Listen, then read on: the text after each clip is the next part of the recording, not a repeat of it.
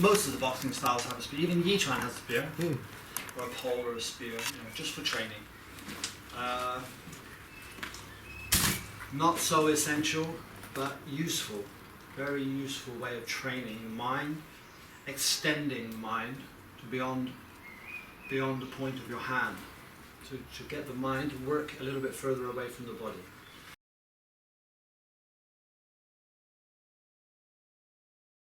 So Tai Chi spear, like a lot of styles, very generic, some of the movement. Lam Na Za, Lam Na Za.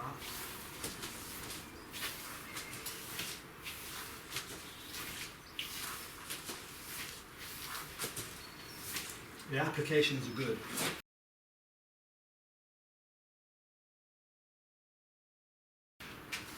Another move, Tiao.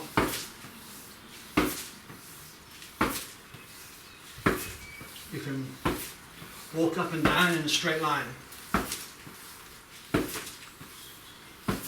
Both sides. Be careful my elbow.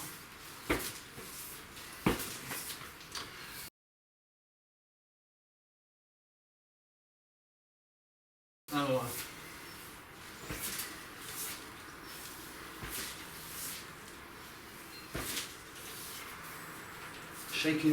Grabbing the tiger by its tail. Good to develop short power.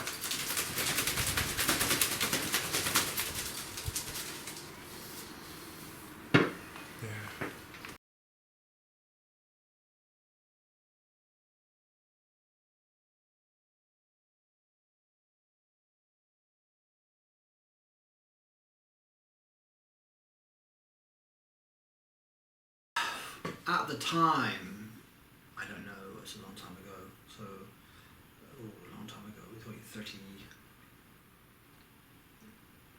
more than 30 years. So, Malaysia was very cheap. Malaysia was, if you had an English pound, I mean, that's when I say it was hard, because I lived in a shithole. I lived like a dog. So living like that year after year, it takes its toll. It's hard. I mean, you can say you can't do it. You can't live like that forever. It's impossible. So there comes a time when you have to fly the nest. You have to join the society. So I decided to go to Hong Kong, because what I decided to do, I thought, you can't just stay with these old guys and practice Tai Chi all the time. You need to do something practical and sensible. So I thought, because I've been living in Malaysia a long time, I become aware of Chinese medicine. As you do. I had acupuncture. I remember I hurt my back, hurt my wrists, hurt my knees, training. So I had some acupuncture, and one of the guys there, Aming, who's still alive. He didn't come so often, but he was a massage doctor. So he kind of sorted my wrists out. In fact, there's a picture I gave you with I got my Tai Chi certificate, and you can see both my wrists bandaged.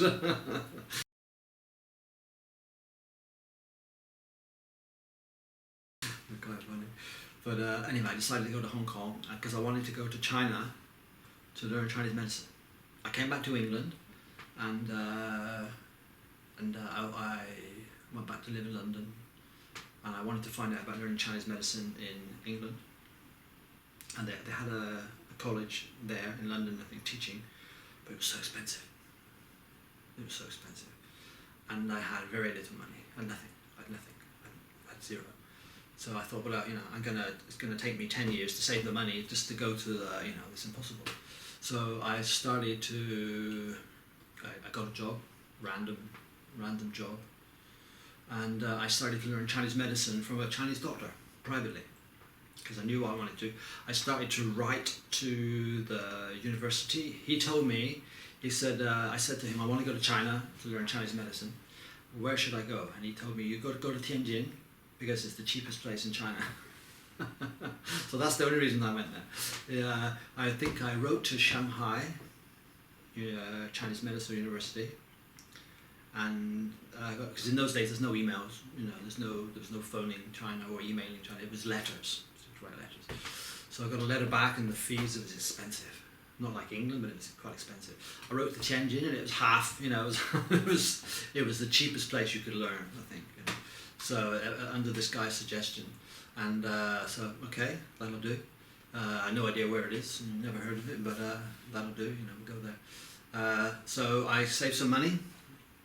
I learned from him for about half a year or a year. I stayed in London, and I made enough money to go to Hong Kong.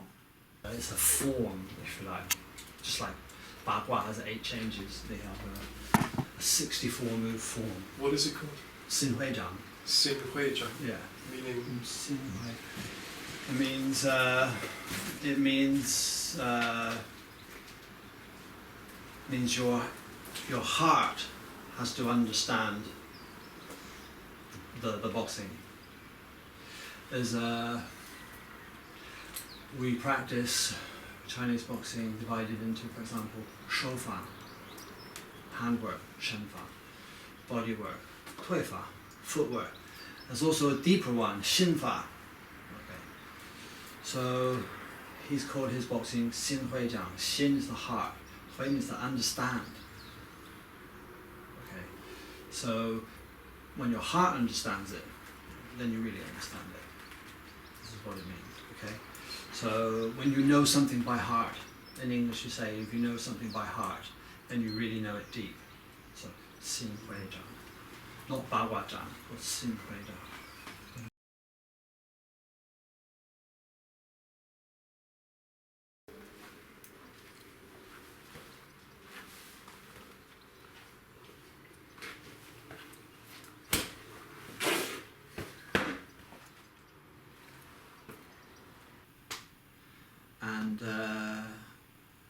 And I worked in Hong Kong for 1.5 years, one and a half plus years. What was you doing? Anything and everything, any job. And the economy then, if you remember, the economy then was tremendous. I mean, it was just, I could have had a different job every day, if I'd have wanted to. The ad section in the South China Morning Post was that thick. You could change a job every day. I mean, I had every week you could have a new job. So the economy was booming in Japan and in Hong Kong. It was really something else. And so I just worked movies, like you do, Jackie Chan and Liu Dehua. And I was on the Drunken Master 2 film. And of course all the other guys on the set, all the other Westerners, and none of them knew who Jackie Chan was. But because I learned martial arts, I knew who Jackie Chan was. He wasn't famous then, he wasn't a big star, only big in Asia. And so for me it was exciting because he was kind of a movie star, and he was a nice guy. And but with the other guys, they weren't interested. They didn't. Jackie who? Jackie Chan. You don't know Jackie Chan. So I met him on the set. Got his autograph and everything. But yeah, it was good. And did lots of movies, did lots of adverts and movies, and as you do. And I don't know if people still do it. I guess they do in Hong Kong. And stayed there for almost 2 years, saving money. I lived in a shithole again, as you do. Hard living in places like that. It's really hard. And so trying to save money, trying to save up, as much as I could, because I kept writing to university in China. China was starting to open up a little bit. The early 90s, it was still pretty closed. It was still quite closed. And they were still using FECs, the foreign exchange certificates, maybe people don't know about that now, but foreigners weren't allowed to use Chinese money. You had to go to special shops to buy Chinese credit. That's crazy. So that was still going on. But so in Hong Kong, I worked odd jobs, saving money, and I still trained. Master Long had told me, because Master Long had learned in Hong Kong, he had classmates that were still alive in Hong Kong, so I would train with them sometimes, not all the time. They're old guys now. They were all in their 70s, and they didn't train so much, or they weren't into the martial so much. They were pretty old. But generally in Hong Kong, it's southern styles. You'll find a lot of. You won't find Bagua. it's hard to find Bagua and Xingyi and northern boxing. But I had good friends, you know. I had a good friend who practiced Wing Chun in the early days, in the 70s. He was a bare knuckle fighter, even, you know, in the early days. In Hong Kong, they had bare knuckle events in the early 70s. I was good friends. He was a really nice guy, a Wing Chun guy, and I made good friends. But I didn't train with them.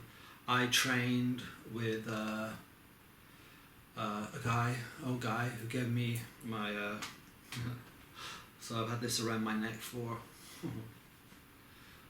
too long, for a long time. I don't know how long now. Anyway, a long time.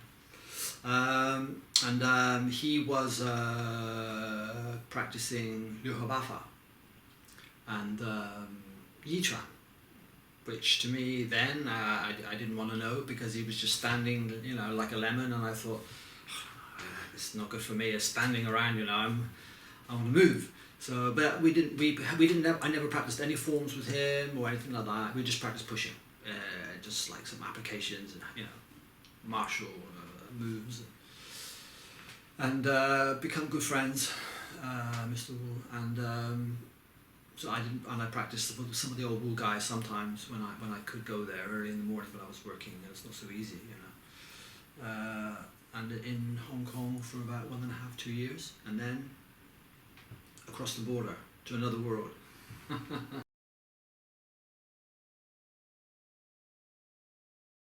Because there is differences, but maybe only to the outside, if you understand what I mean. The different shapes, different ways of movement.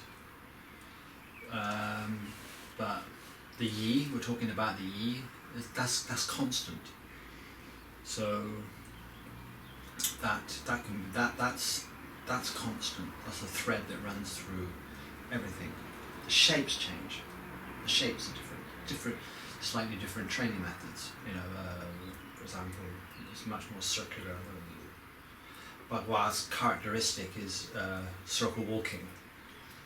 So different training methods, different ways to achieve the same results. You know, but obviously Bagua looks good. People like it because the first thing. Most people look at Xingyi and it's not nice. It doesn't look good. It's not, you know, you're standing still a lot. You practice Pichuan, you stand still. I mean, it's not fun to look at. Aesthetically, it's not necessarily beautiful. But obviously, it has a beauty. But you know, most people look at it and say it's not beautiful. But Bagua immediately appeals because it looks nice. It looks very. Very intricate, flowery, if you like, you know. So I think it appeals aesthetically because it just looks good. So I think a lot of people are drawn in because of that. So I think the origins of the circle, probably everyone's got a reason. You hear, I've heard so many stories for the circle walking. So I don't think I should really, you know, you can go online and probably have 100 reasons, you know, for why, I mean, the origins of circle walking. But for the way we practice it, it's basically footwork. It's basically Baikobu, the circle is basically divided into 2 steps. Bible and Kobu.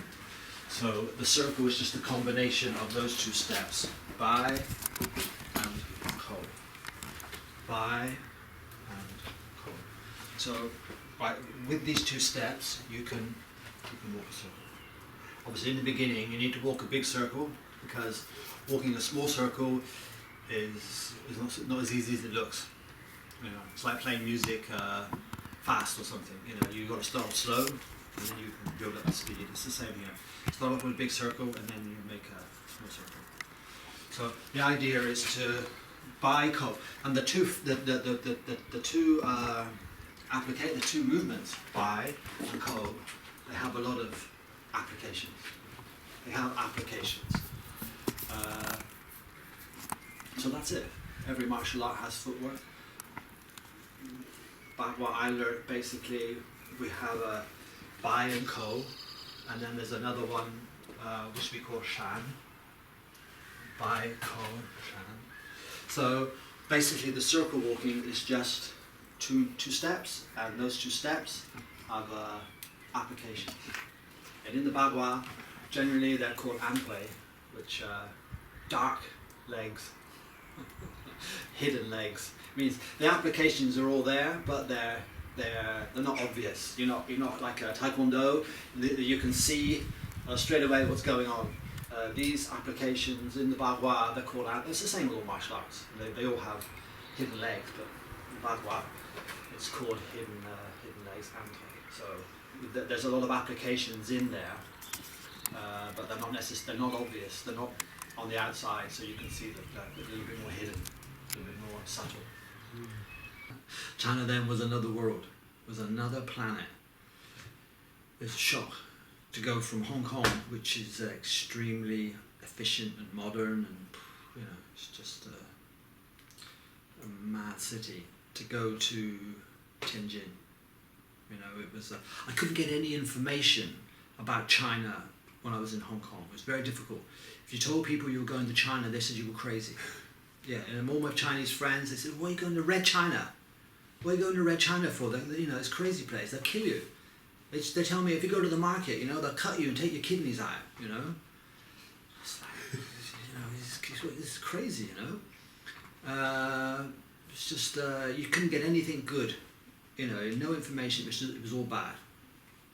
And before I went to China, I was going to go on the train, because the train is cheap. You can get the train from Hong Kong, go to Guangzhou, straight up to Tianjin, Beijing. It takes a few days, but it's cheap. Very cheap at the time. And but a few weeks before I was going to go, the Chinese New Year came, and 42 people died trying to get on a train, in Hunan. And I read that in the newspaper in Hong Kong. Oh, shit. Perhaps I won't go on the train. I'll leave the train. I'll fly. But obviously the plane is expensive. But I thought, it was scary. I mean, obviously now you go to China, it's fine. But then it was a completely like a hidden world. It was very. You didn't know what was going on.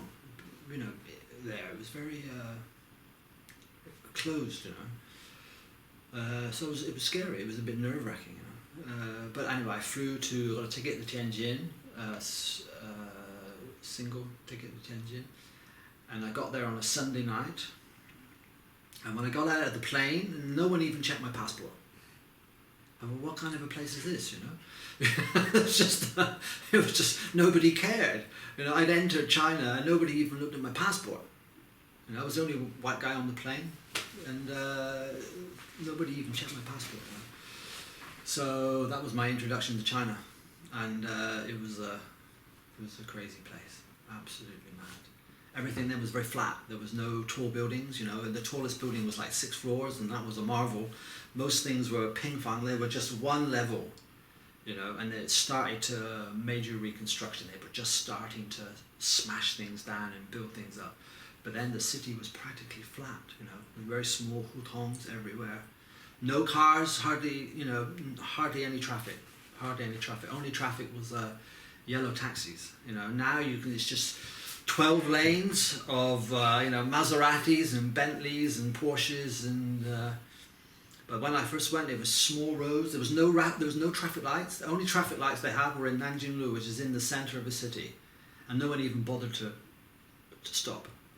There was no traffic lights in the city, no supermarkets in the city, no McDonald's. I was there when the first McDonald's opened. No Kentucky, no Pizza Hut, no Starbucks. It was really old school. It was amazing. Obviously, when you're starting off learning Bagua, the first thing to learn, apart from the straight lines, some basic exercises, you're starting to walk the circle. First thing you're going to learn is the Baguazhang, just eight basic postures. You see, my circle was very tight. Yeah. Obviously, you couldn't do a big circle in here, really. But after 20 plus years, I can walk a tight circle. Okay. I didn't start off with a small circle. It's not a huge circle. Yeah. 24 years ago, I started practicing Bagua. 25 years ago. So when I started learning in Hong Kong, big circle. You know. You're looking at your feet, you're looking at your hands, you know, so you're but now you can walk a small circle with speed and application, okay? So I can walk a small circle now, yeah. First palm. Yeah.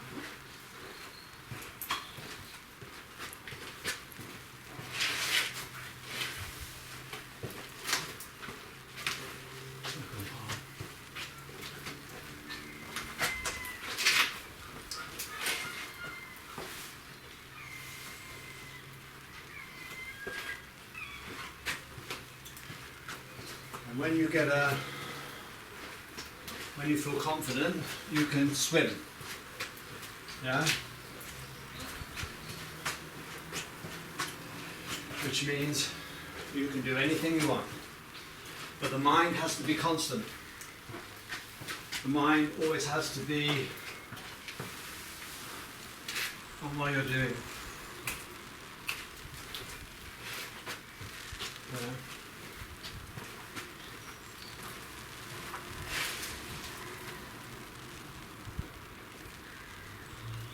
First enrolled in the university, which was again a scary thing. It was a strange thing. I remember it was freezing. I arrived in just after the Chinese New Year. It was like minus God knows what outside, freezing. I never experienced anything like it. From Hong Kong, which was nice, to minus 10, 15, you know, it was cold. I was so cold, you know. I was cold in my room. I had a big room on my own. There was another bed. There was another student coming, and I went downstairs. I asked the old guy, you know, I couldn't speak Chinese. I showed him I have another blanket. He said, no, only one blanket. You know, one cup, one blanket. Still very common. And one cup, one blanket. You know, I said, but I'm cold. No, only one blanket. You know, and he was sitting there with a whole pile, you know, a whole pile of big brown blankets, you know, and he said, no, you know, it was only one blanket. So it's a strange place, and then they had to lock the doors. You know, you weren't allowed to go out after 10 o'clock at night. You had to be locked in, curfew. You know, foreign students, you had to be locked in at night. You weren't allowed out, you know. It was very different. Very different. It's really old communist style, you know. But it was fun. It was fun. But no martial contacts, no. So I, again, as you do, I started to ask everyone. Started to learn Chinese, first thing to do, and asking everyone, you know, any martial art. So I started to ask people, and I started to meet some people, and the swimming is like. Again, it's like jazz, for example. You can find comparisons in any art, but I use jazz because I understand music. It's free, but it's not free. You know, you're inside, you're outside. You're swimming, you're back in. And this is what's going on. So you're outside of the form, you're inside of the form. You're out, you're in, you're out. All the time you're changing. And it's not a random, the idea is it's not a random set of notes. I mean, you can't just play the saxophone and just blow out a load of noise. Yeah. It has to be aesthetic, it has to have some coherence, harmony, it has to have something for the listener to hang on to. Because if you're too far out, people will think, you know, they won't understand it, it's chaotic. Yeah. So when you're moving and changing between whatever move, like I just did then, a little bit of swimming at the end, you have to, this is the hard bit. Learning the forms is the easy bit. Learning the applications is the next thing, you know, is the next thing. It's easy. The hard thing is the changes. How to go from A to H to J to Z, and the connecting dots in between. How to change. How does this move flow into this move? And how are you going to use that move? Flowing into that move. There has to be application, because without application, it's not a martial art anymore. just dancing. So every single move, whether it's from B to D to Z to H, whatever, whichever move you're doing, has to have application, has to have its counterpart in outside, in usage. This is a yin on your own. Outside yang, you have to have application. You can't just swim and dance and then not know how to apply it. It's not a martial art. The essence of this Bagua is change. Yeah, it's not the application, it's how you change around it. Okay, it's how you go around the circle. The circle is like the application. It's how you go around the circle, how you change around it. This is the essence. This is important, otherwise it doesn't work. It doesn't work for real. It might work in the class. If you can just go dot to dot in the class, this one to this one, but you need to go dot, dot, because between this dot and that dot, a million things could happen. Change. If you don't understand the changes, then you're going to get killed. So it's all about the changes. It's all about what happens between this dot, this point, and this point. What happens between that? And that's important. Because without that, if you're just going clunk, clunk, clunk, what happened between? It has to be Every micro move. every micro move. Every micro move has an application. So that's what you're studying. That's what you're learning. The form and they're easy. They're easy.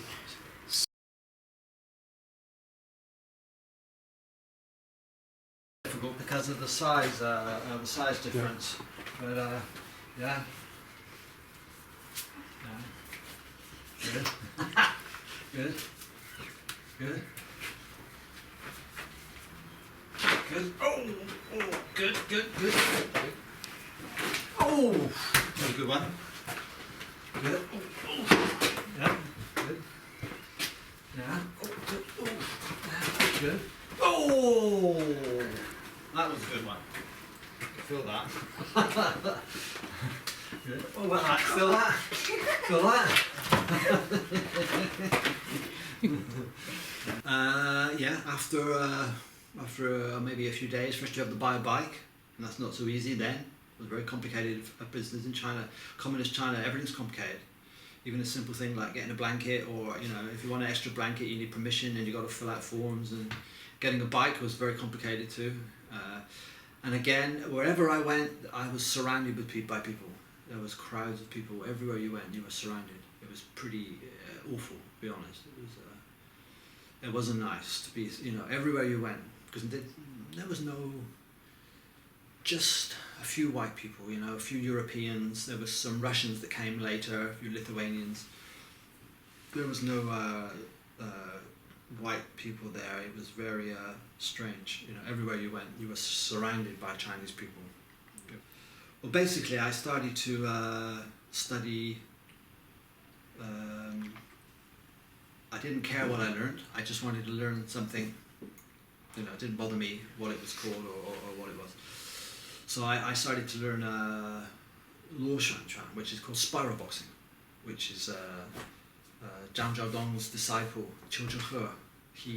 He made up these little forms from his Bagua, Xingyi, and Yiquan, created a couple of forms. I started to learn that first. That was my first learning in China.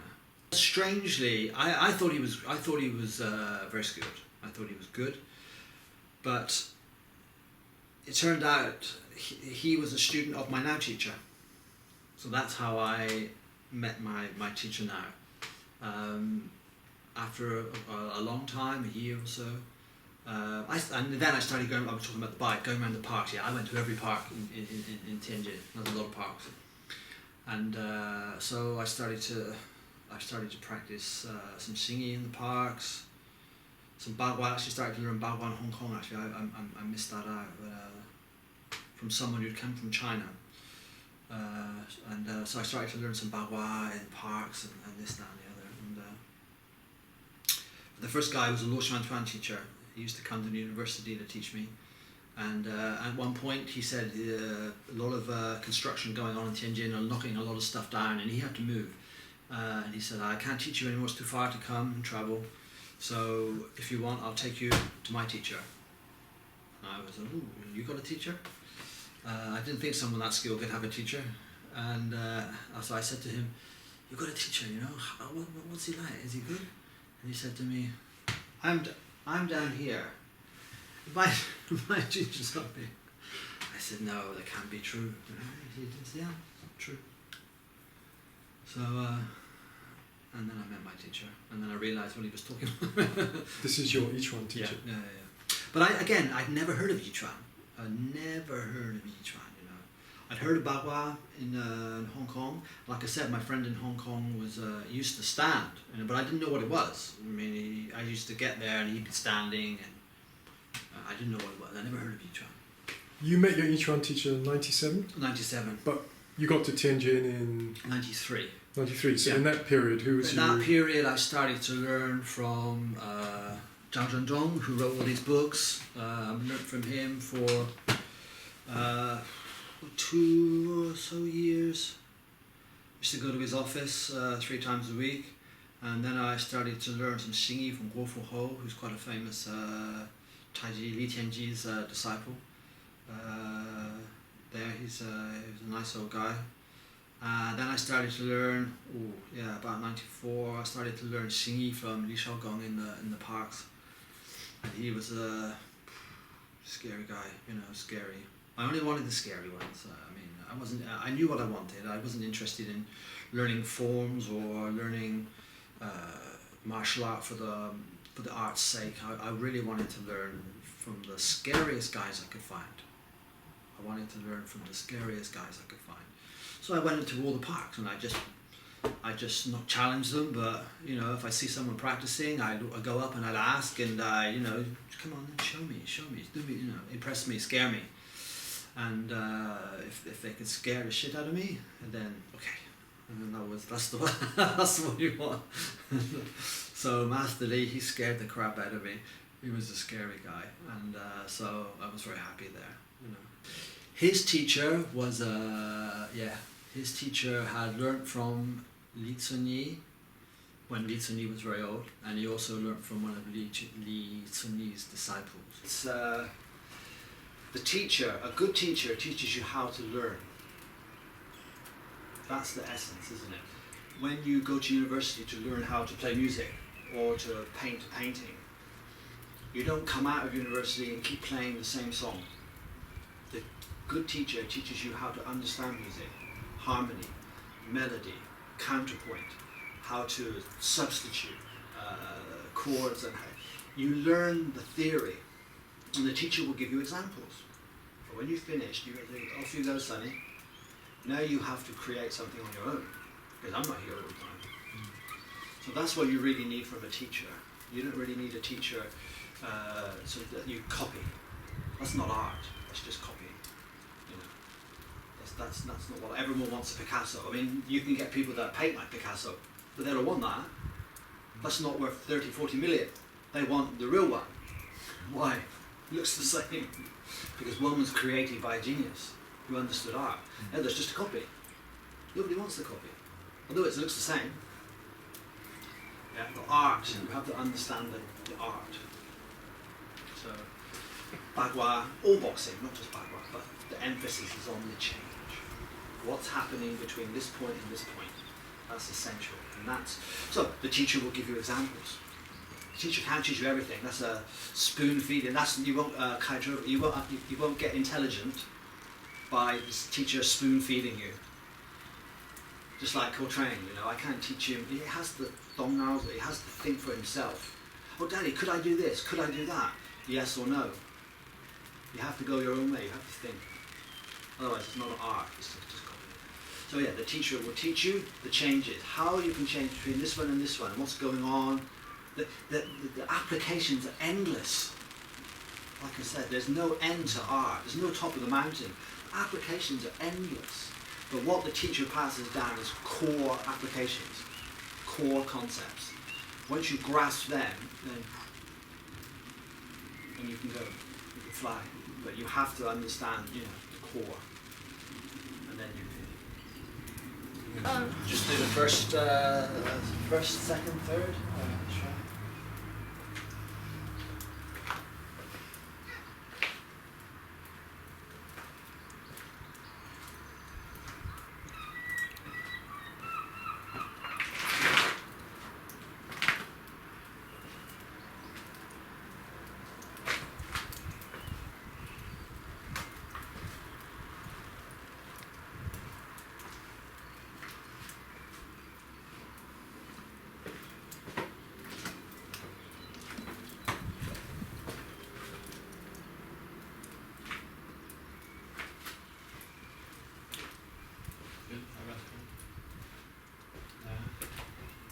A picture in this book of all the old guys.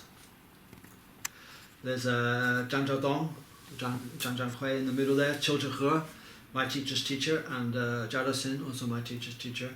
I think that's Han Xingqiao there, also a reasonably famous guy. Zhang Zhaodong's son. This was taken in Tianjin, and I've been to this. When I went to this house, there was about 10 families living in it, But whose house is this? Zhang Zhaodong's house. So it's not his lineage, his family and ancestors. No. No, when the communists come, they took over everything, and when I got there, there was about 5 or 6 families, whatever, living in this big, quite impressive looking building. So he would have been quite a wealthy man, Zhang Zhaodong, from his bodyguard work and so on. Just teaching martial arts. In those days, only the rich people can learn martial arts. Well, Zhang Zhaodong was apparently, he was as we know, he was a bounty hunter, if you like. When the police were to Tianjin, the city of Tianjin, is a very rough place. I mean, I'm sure there's a lot of rough places in China. Tianjin was a particularly rough place, and certainly in that period of history, when the China was changing, there's a lot of violence and a lot of crime. And Zhang Zhaodong, after coming back from Beijing, learning Bagua from Chen Tinghua,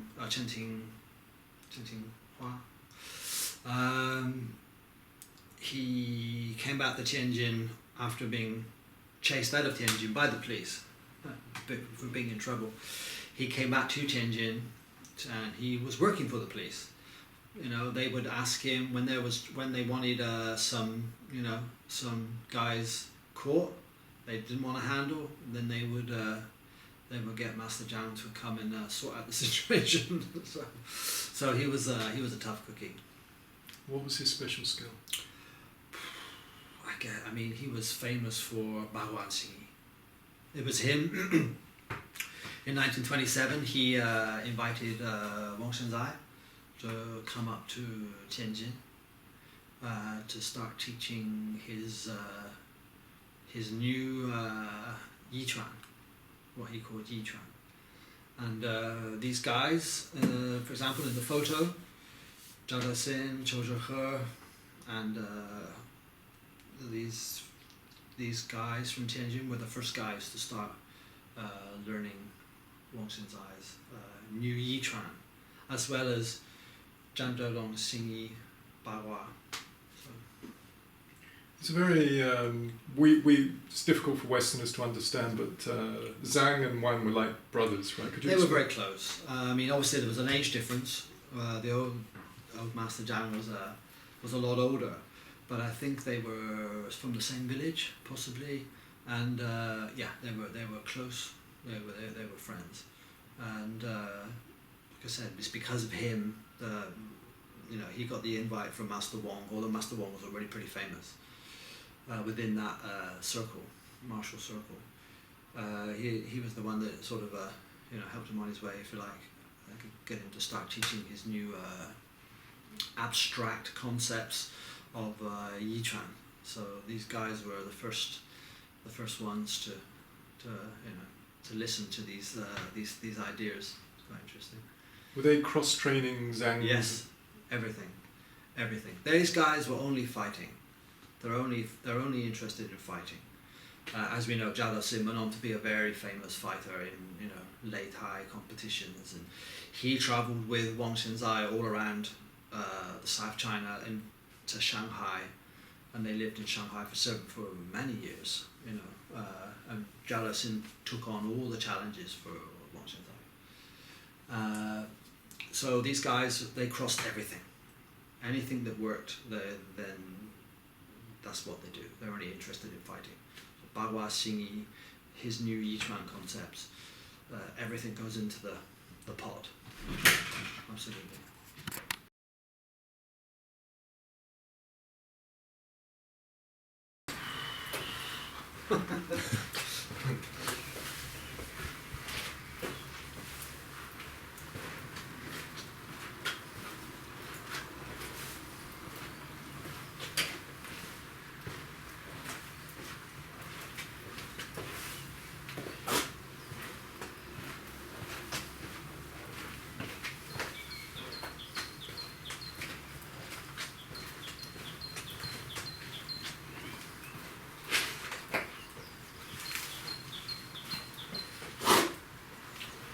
My elbow.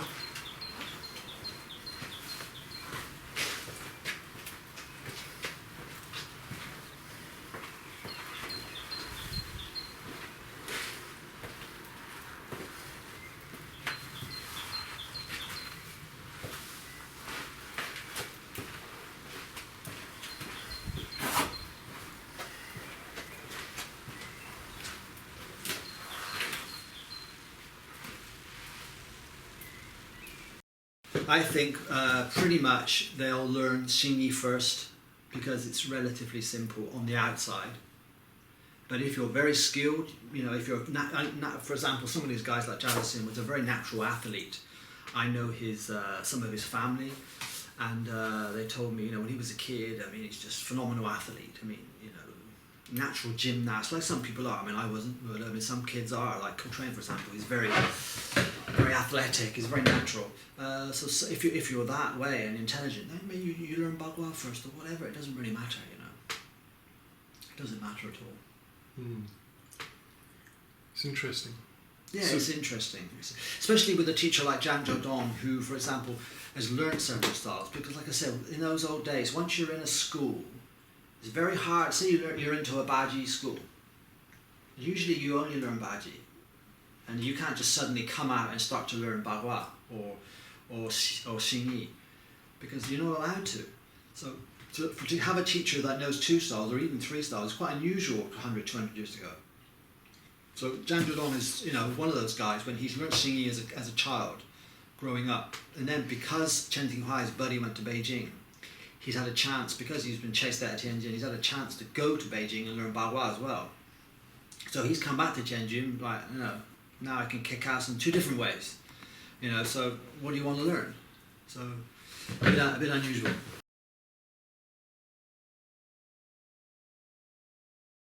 So this is called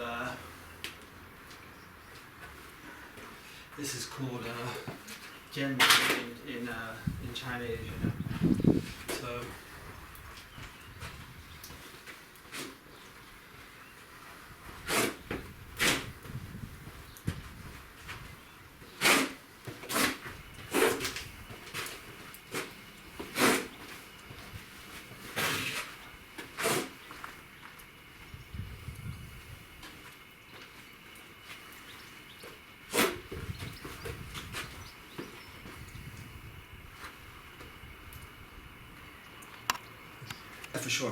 For sure. Like I said, these skills, you don't really acquire them in short space of time. They can take many years, 20, 30 years to develop. Yeah, for sure.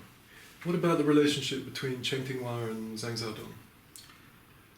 Yeah, buddies, good buddies, very, very good. But obviously, I think it's pretty common knowledge. Zhang Zhaodong, like I said, was chased. He was in trouble with the law, so he went to Beijing. Zhou Zhihe, his disciple, his father, helped him get out of trouble and slide off to Beijing without get too much trouble. and his buddy Chen Tinghua was in Beijing. So he went to meet Dong Haichuan, and he baishied Dong Haichuan. But of course, Dong Haichuan's too old already to teach. So he asked Chen Tinghua, okay, you're my disciple, one of the good top ones, So you teach him. You teach him. So he didn't learn from Dong Haichuan, but although he baishied to him, so it doesn't mean a lot to us, but in China it means, they're quite concerned about this kind of beef for who learns from who. It's very political, it's something we don't quite understand, but it was important. It's important to them at the time.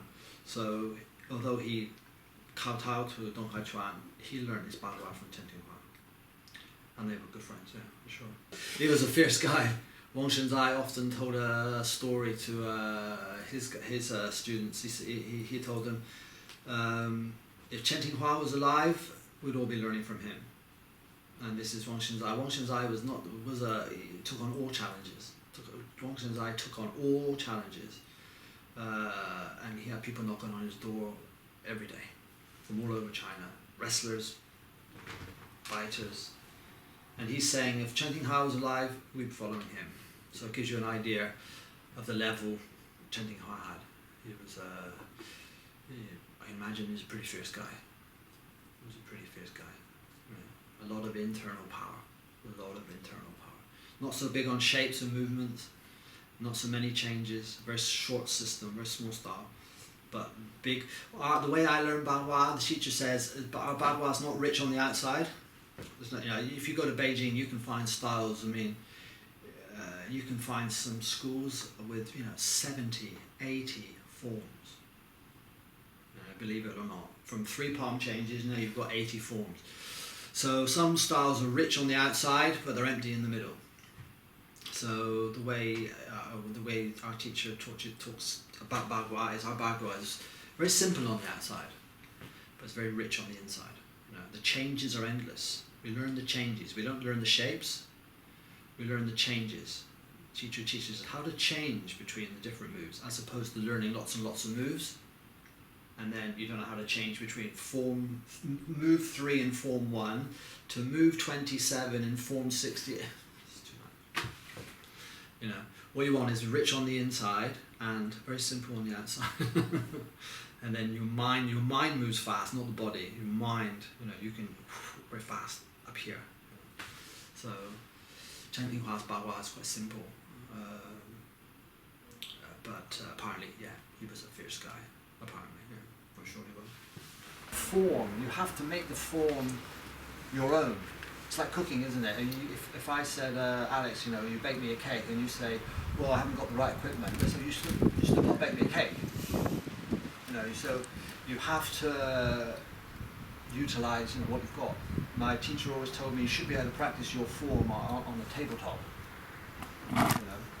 So you have to make it your own. So you have to see what's going on around you, and then you have to change accordingly. Just because the form is laid out in like this when we practice it, but you have to be able to change any time. So all your teaching and your practice is out here at the moment. I can do everything here. I can do the spear in here. Believe it or not, I can practice the spear, which is not that long, but it's a long weapon. I can practice the Bagua sword forms, the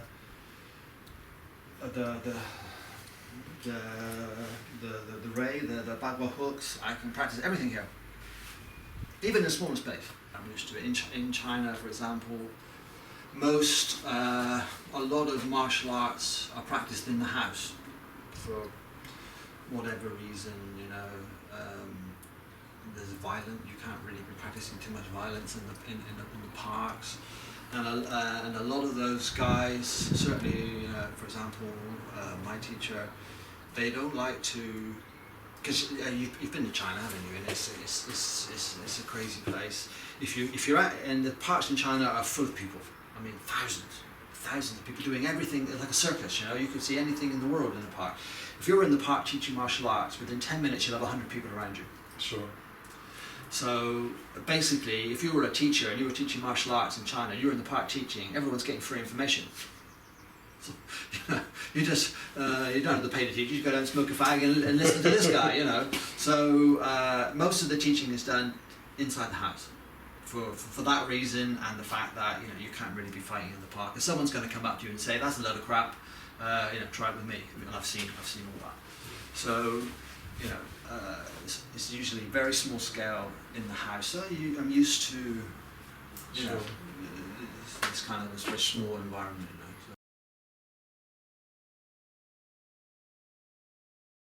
so. Just do the first, second, third. Try.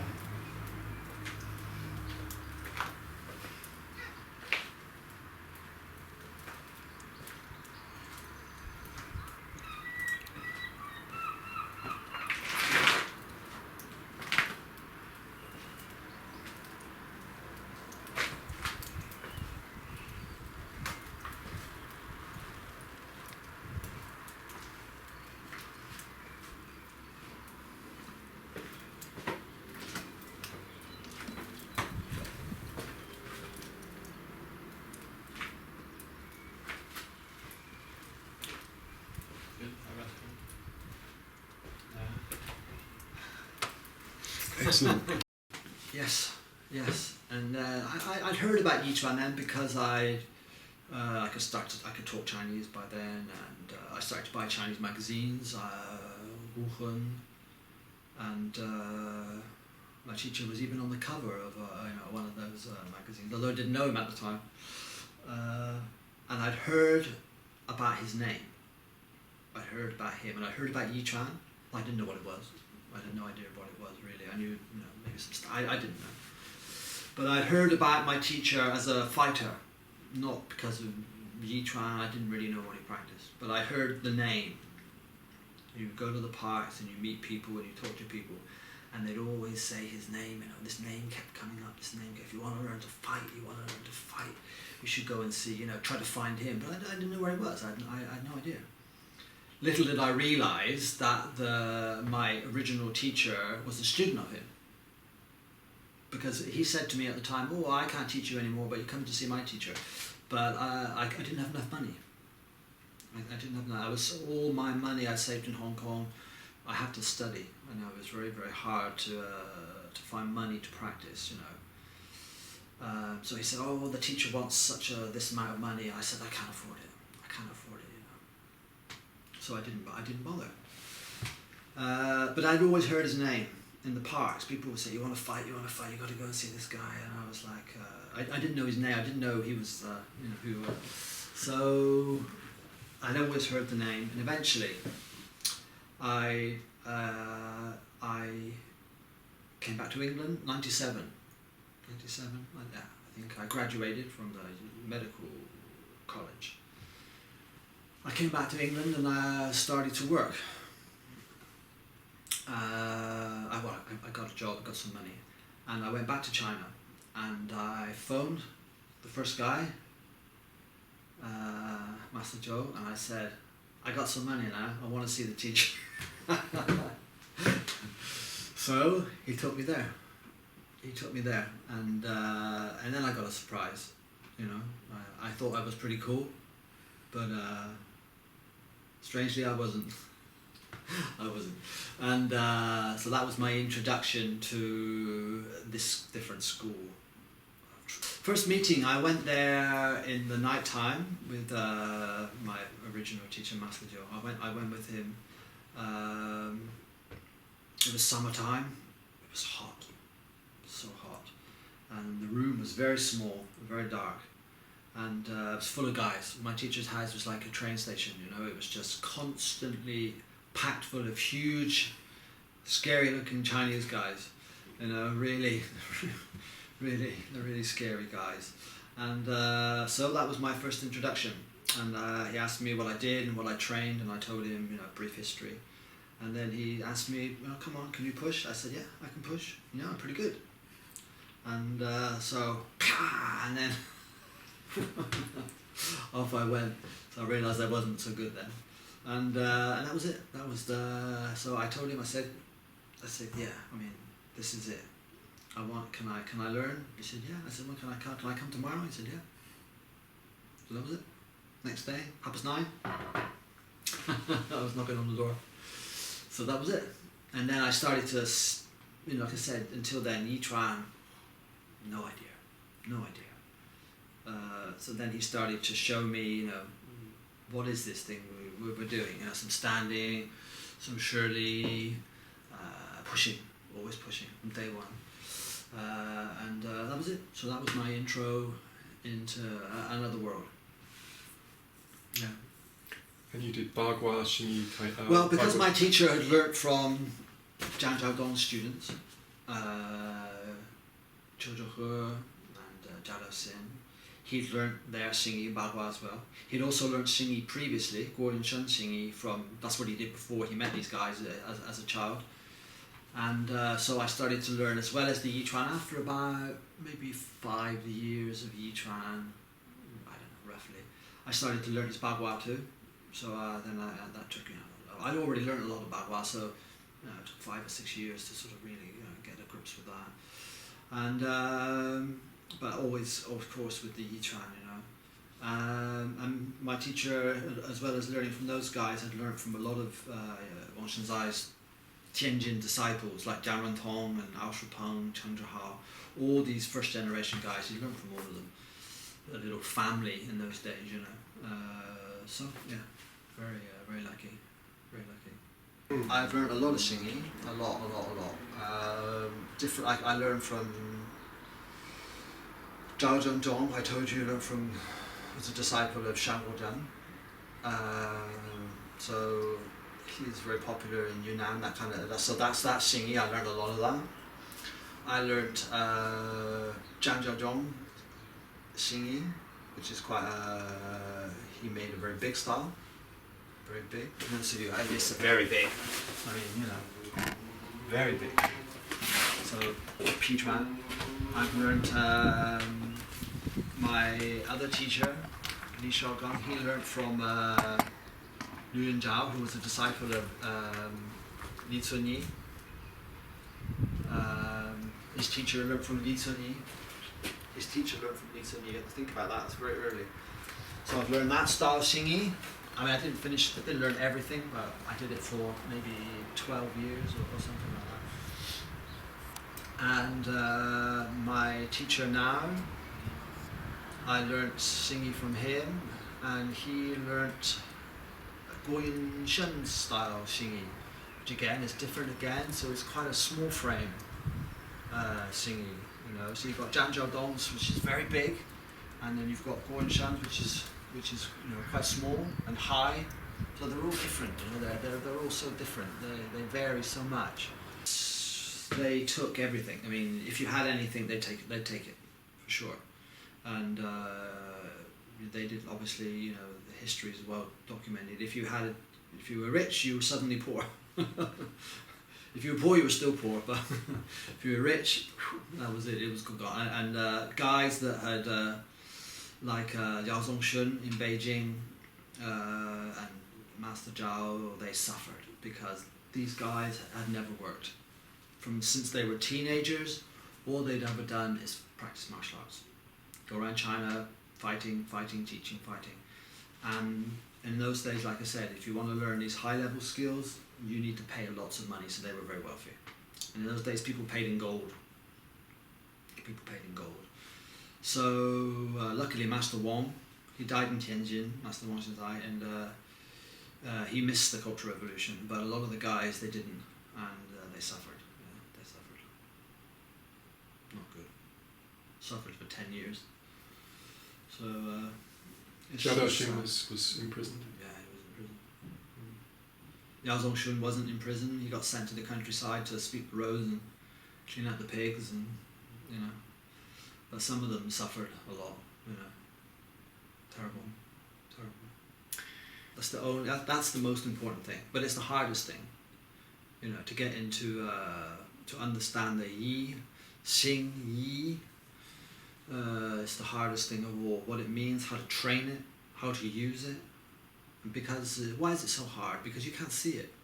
You can see the shapes, you can copy the shapes, But when it comes to the mind, it's a mystery, it's a hard thing.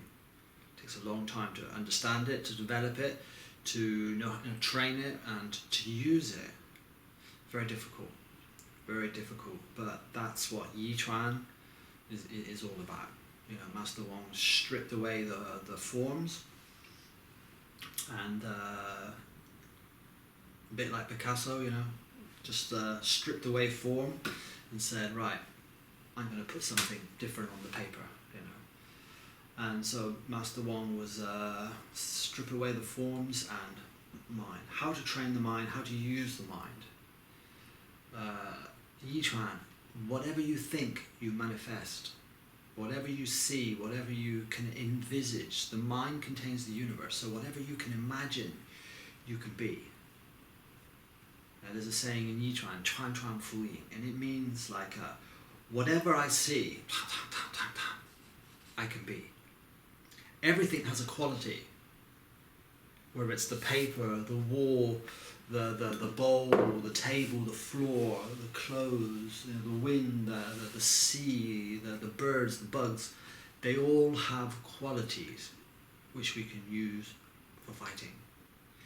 You have to see and understand. The more you see, the more you understand, the more you can use it. The more you use it, the more you can understand it.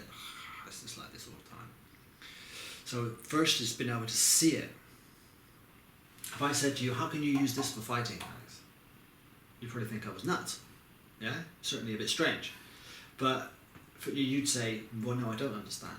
So the first thing to say is, how can I use this piece of wood for fighting? So that's the first thing. First you have to understand how to use it, how to train it, and then how to use it. First is seeing it. Right? So this is again, it's strange. So it's an oral transmission the teacher has to teach you. How can I use this piece of clothes for fighting? How can I use this chair? How can it help me for fighting? People think you're crazy. People think, what are you talking about? It's nuts. But if you understand how to do it, then you start to go into Yiquan. You can start to understand what's going on. First, how to see it, and then how to train it, and then how to use it. This is what Yiquan's about. It's not about outside. It's all about inside. And this is high level. And Yiquan is like electric, or it's like water. It permeates everything. So it's not something that's separate. It mustn't be. You mustn't think. It's like it's in Tai Chi. It's in Tanglang. It's in Pigua. It's in Baji. It's in everything. It's just whether or not you can manifest it. It's not separate from them. It's a concept. And you can put that concept in anything. You can put your electric in so many appliances. It can manifest any way it wants.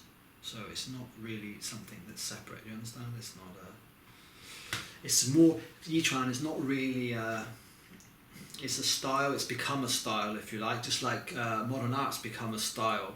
But it's an expression. You can put in anything you want, really. If you just make it like a style like this, then you're missing the point completely. It's an expression. You can put it in anything. It's not tangible. That's why it's so hard to learn. But you can't see it, you can't feel it, you can't touch it, because it only exists up here. So that's why it's very hard to transmit, and it's very hard to learn. You can learn the outside, you can do all this, all this stuff, but it's not really what it's about. So, and that's what's hard about it. Learning this is easy. How difficult is that? But what's going on inside? That takes a long time to fill it up, so it becomes a real moving, living thing. That takes a long time. But that's Yiquan. I think maybe another time I'll talk about how to use the universe to help you manifest. It's interesting. Different, yeah, absolutely. Mostly it's the same. Martial arts are pretty much the same any way you look at it, But like I said, it's an art, and people are always. It's natural. It's natural in art to change. You know, you don't play the same song all the time. It's just impossible. You know, everyone plays it differently. So, my teacher learned Bagua from Chiu and Zhao Xin. They both learned from Zhang Jiaodong. Both of their Bagua's different. That's as close as you're going to get. I know. They learned from Zhang Jiaodong. Both of their Bagua's different. Say single change probably 90%, still not the same. Double palm different, third palm different, all different. Exactly. And these two learned from this. They both learned from him, and they're different. So you know, Singy's even older. So I mean, it's everywhere's different. You know, you got to accept that, and that's just normal. It's just normal. You're like saying, for example, I want to learn Impressionist art. Well, or I want to be a surrealist. I want to learn realist art. I want to learn Renaissance art. But at that time, when the Impressionists were about, they just learned art. They didn't see it as Impressionist art or modern art. It's just art. All these guys see it as fighting. They don't care what it's called.